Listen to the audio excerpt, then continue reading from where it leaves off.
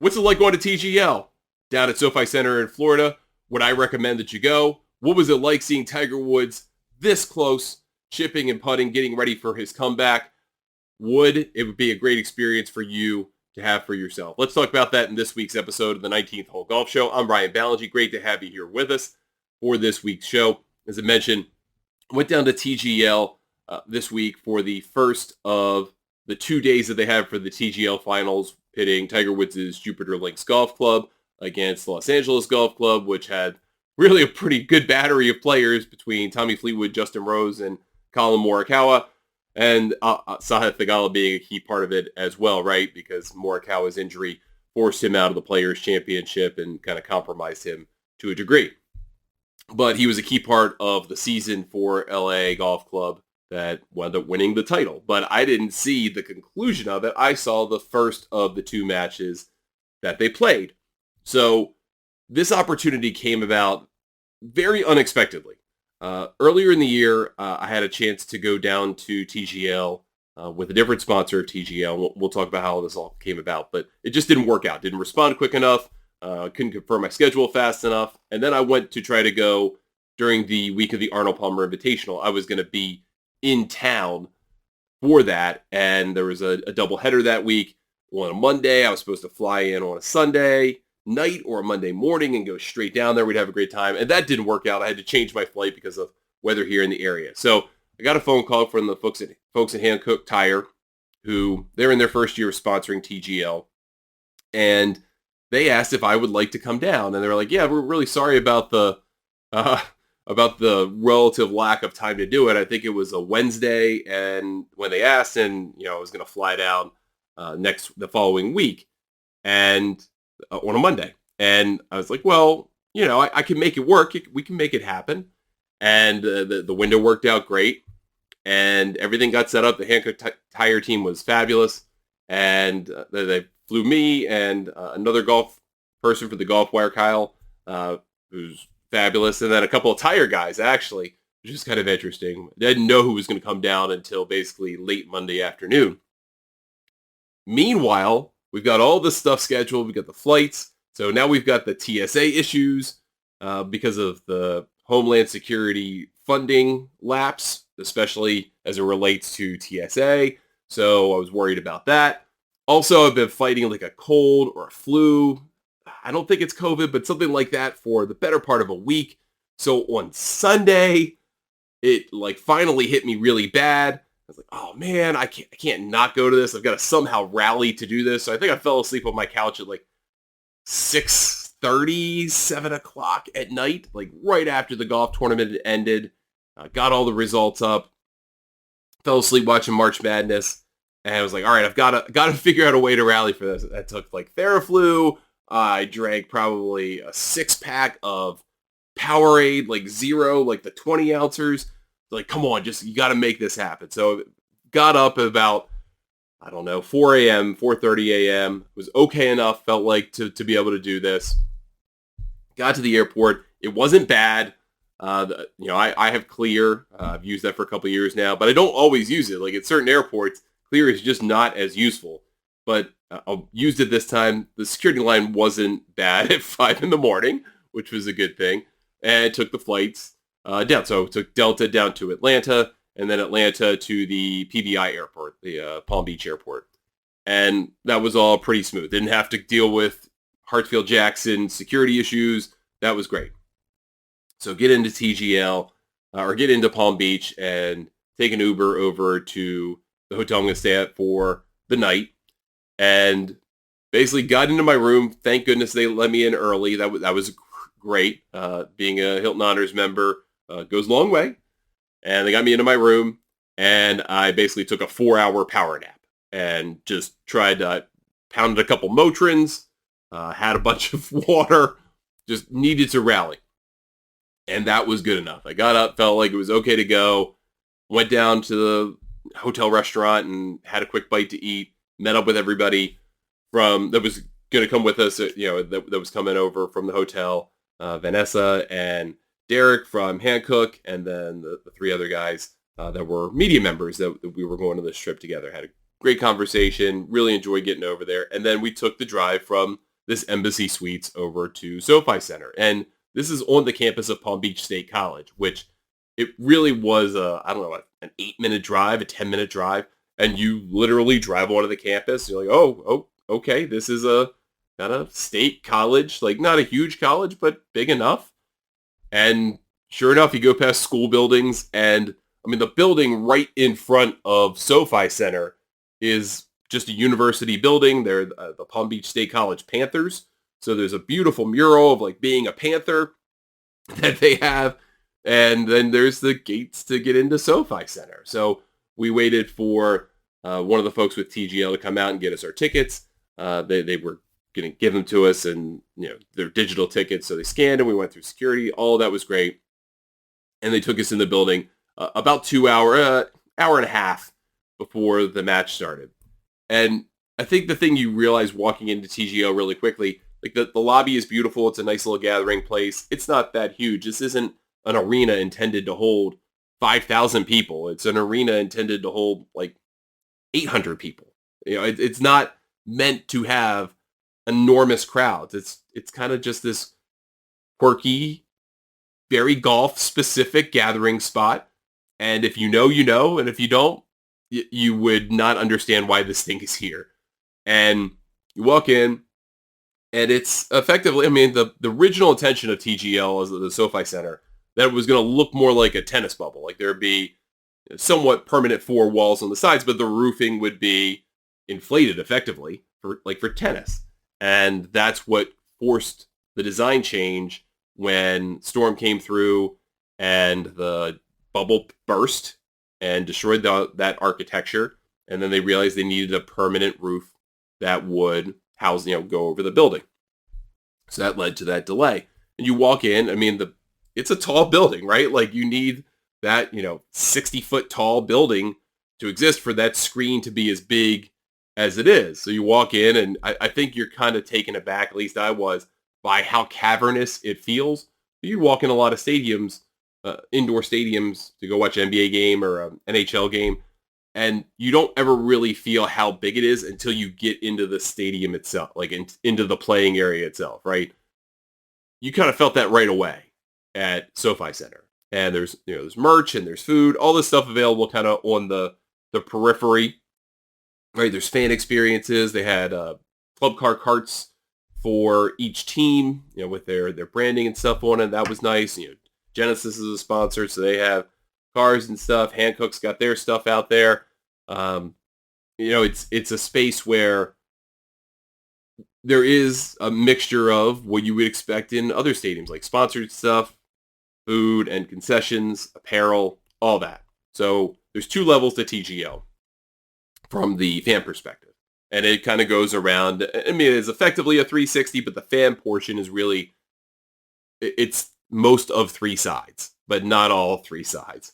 And you go up in our space for Hankook, they have a suite. And effectively all of the second level is pretty much suites for TGL sponsors. So Ciroc and Hankook and Genesis and other, they have these suites kind of dotting around that second level. And also where the ESPN broadcast happens, so that's where Matt Berry sits when he does the anchoring of the TGL matches. And we walk kind of 3/4 of the way around, I guess, most of the way around on that upper level and to the right side. Go in. It's a nice little open air area. It's not enclosed. You can see up. You just kind of walk through a little gate, and you had to show credentials every step of the way. You kind of to prove you were supposed to be there. And we went in, and it's a really cool space. Like we went in, like I said, hour and a half-ish before the matches. There's hardly anyone there at that point. And, you can get the nice refrigerators, stocked just like you would if you've ever been in a suite for any kind of sporting event, right? Like stuff to nosh on, some food, some liquor, some beer, soda, water, nice water, the Saratoga water, which I've never had, but the stuff like that, all made available. Really nice leather seating, nice and wide. This isn't, again, meant to be a space where they're jamming people in. It's a space where you're meant to enjoy yourself. You're supposed to have the room. You're supposed to have leg room, cup holders for everybody. All that stuff was great. And then they had some kind of bar area seating if you didn't want to sit in a seat. You wanted to sit something more like a stool. and watch, they had that too. That was fantastic. And I think my first impressions of just kind of looking at the gameplay area is it's big, but it's also an intimate setting. They obviously have a 50-foot screen, right? I mean, that's an enormous screen. And then next to it, you have a screen for each team, right? The holes and what the statistics are for each team. Those are huge too. They look enormous.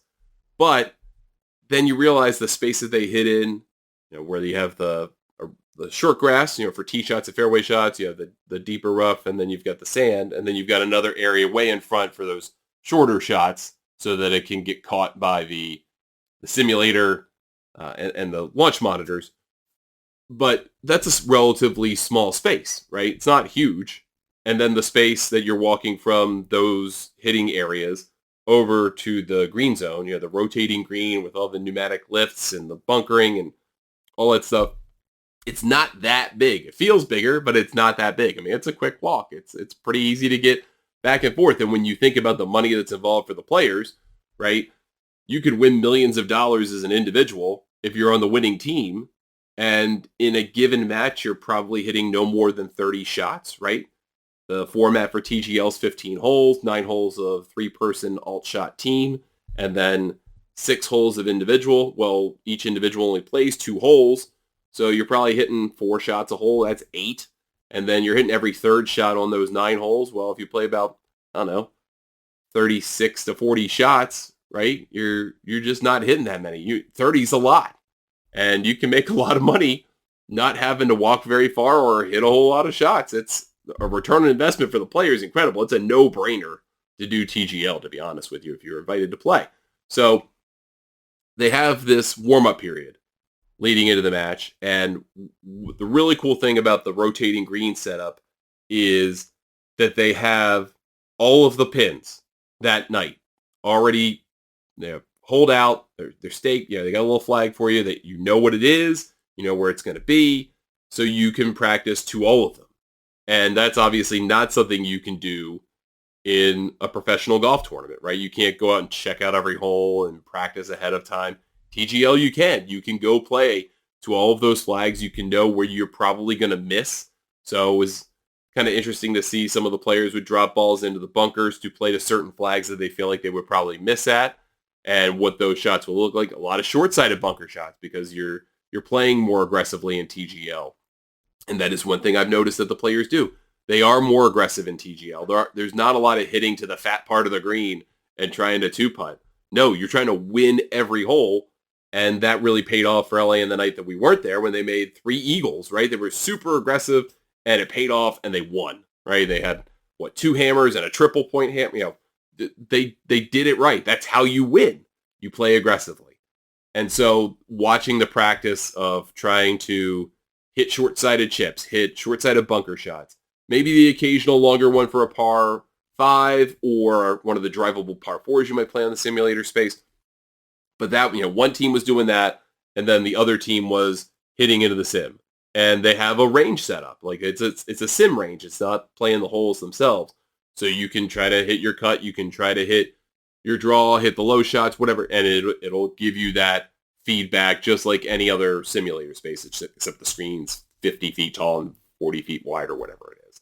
So it was interesting to see players try to hit cuts and draws because they're not hitting straight into the middle of the screen, and they're hitting to the left, hitting to the right, and then you kind of see with the data that the projection, it hits the screen and then shows you the rest of the shot.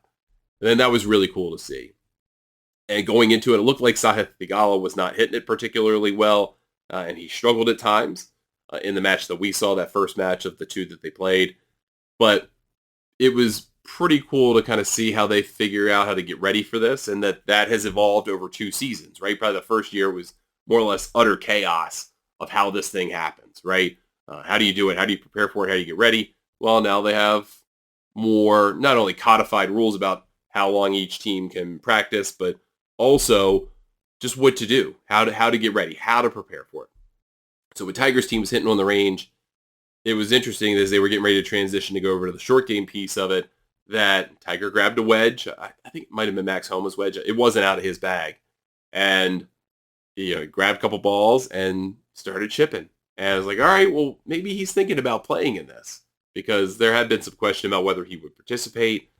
The thought is if you could play TGL, maybe you could play the Masters. If you can't even play TGL, how are you going to walk even a single round at Augusta National, which is obviously a lot of walking and a lot of up and down, right? You don't get the benefit of TGL hitting into a screen. You've got to go actually hit every shot. So the chipping and putting looked pretty good. The pretty good touch there, and didn't see any full shots from him. There was no inkling of like, all right, I'm definitely going in the next one by hitting these full shots. And there was probably some limitation on that too. He wasn't in the lineup. There probably is stated rules that say if you're not participating, you can't participate in the warm-up, but that you could participate in the chipping and putting part of it maybe. I don't know that for a fact, but it made me start to wonder whether he was going to play in the second match or if they got to a third match, if he would play in the third match. And go through the whole night. So right about, 5-10 minutes before they start doing the intros, all of the folks who were able to be at ground level. So they took us down to ground level at, I want to say like 8:15, something like that. And we had plenty of time down there. And they have the kind of the temporary ropes and stuff set up.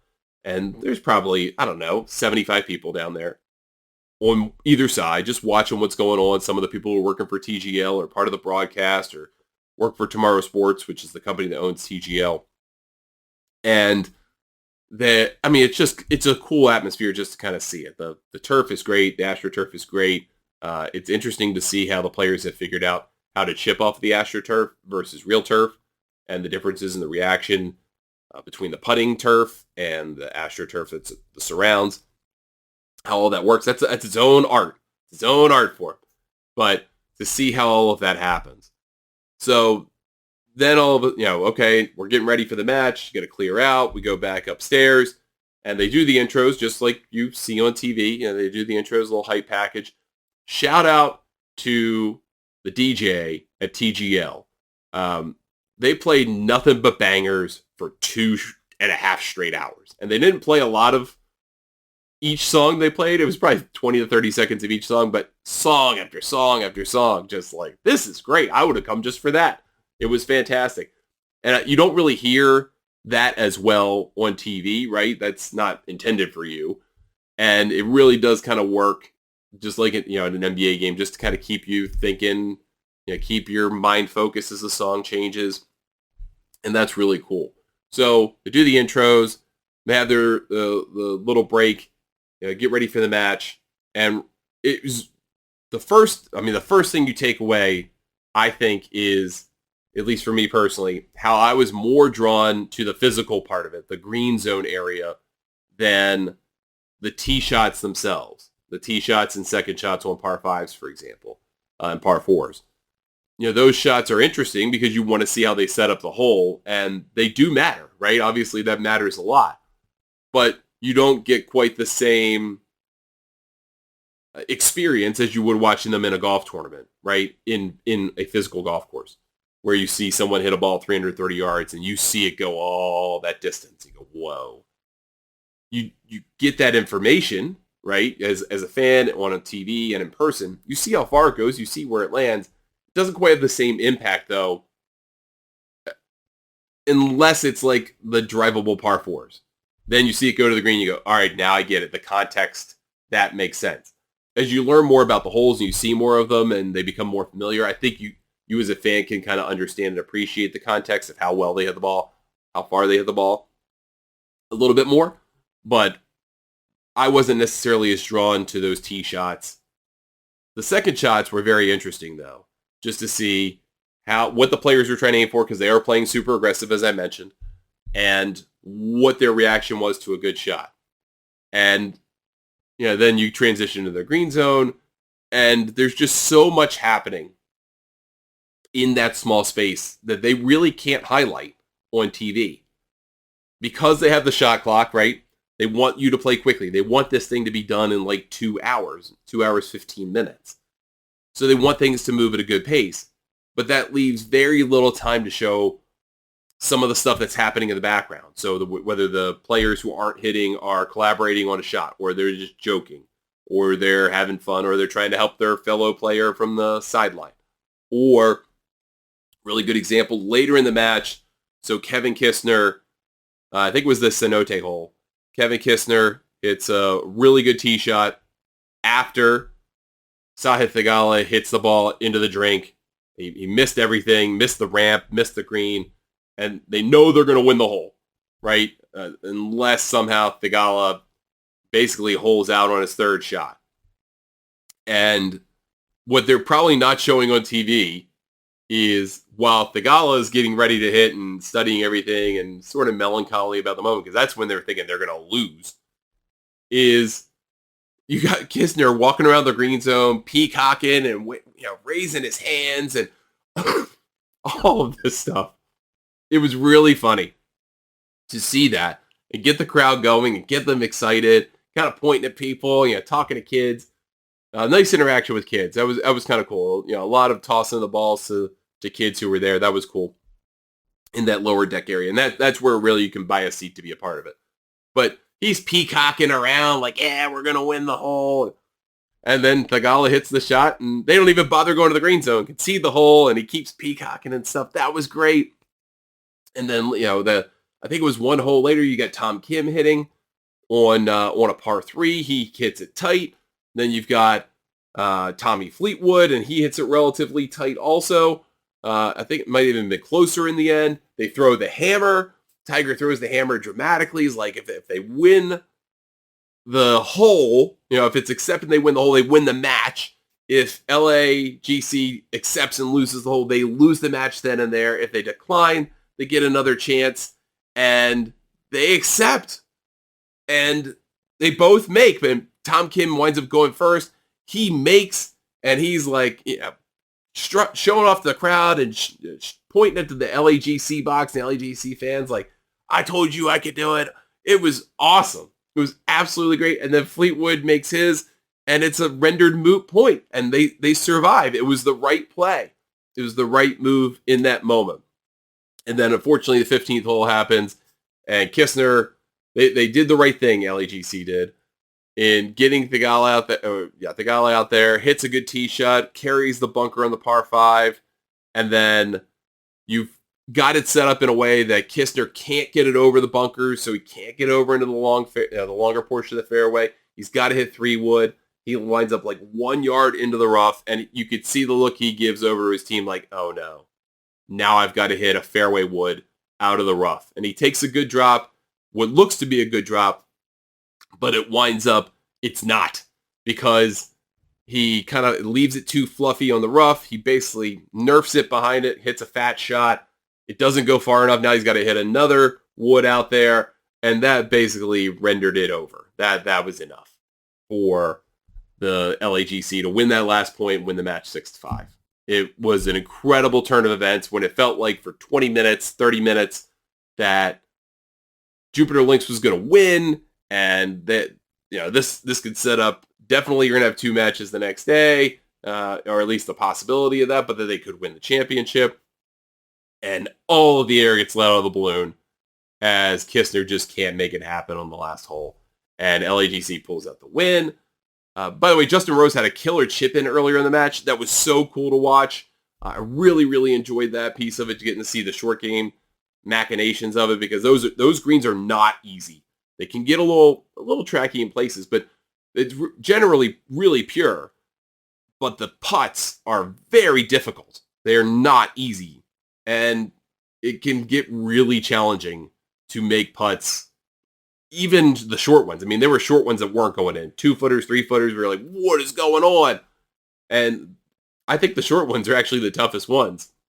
Because if you miss the read even so slightly, they're so fast that it's not Augusta fast, but it's not that far off. If you miss, you are in deep trouble. Like you miss that line just a little bit, you're going to miss the hole because it's too quick. And that happened a bunch in this first match. And I guess one of the mics on the broadcast caught Max Homa calling it a terrible match. And while from a gameplay standpoint, at times it was terrible. But it's match play. So it doesn't matter if the golf is particularly great or particularly bad. So long as it's compelling and close, it's interesting. And that's what made it really, really interesting. How you responded to mistakes. And then when the good shots happened, they rallied on that. it was just a fabulous experience. Really, really enjoyable. Absolutely worth fighting this flu that I'm still kind of fighting to go to and have fun with. And the Hankook people were great. That I asked their team, why did you get involved with this? What decided that this was worth it for you? And they said, we think of ourselves as a technology forward thinking company. And we think TGL is forward thinking because it did something unique in golf. It put technology to work. It has this unique arena for golf that's a made for TV idea. And we wanted to support it. So they have a multi-year deal, I think a 3-year deal. And they're going to be back for the next couple of years. They'll be back for women's TGL, which comes in November, which basically doubles the length of the TGL season, right? So you're going to have more uses for TGL in the SoFi Center. That'll be cool. They just announced Alexis Ohanian, who owns the LAGC team. He will also own the women's LAGC team. They're going to be both called Los Angeles Golf Club. That's great. He had right of first refusal on that. He took it. Good for him. So there are a couple of teams now in for women's TGL. We'll get more information about that. Can't wait to see how that develops as well. So really, really cool experience. I flew out PBI the next morning about 8 a.m. was my flight. Very reasonable to get in and out. Again, not bad security situation that time in the morning. I got lucky. I know there are other places. BWI, even that I flew in and out of, has had security lines out the door at different times of the day. It's been pretty rough stuff, but in the end, it all worked out. I flew home. I helped coach the high school I went to, our golf teams, my second season. So I got into the airport a little delayed, went straight to our first match. It could not have worked out really any better. Unfortunately, we didn't win the match. That's another story for another podcast episode. But it was a great day. So thanks to everyone at Hankook for making it happen. It was really, really cool. It was kind of interesting to see the mixture of golf people, the two golf reporters and the two tire guys. We're going to try to do something with Hankook tires on their turf, right? About cars and tires.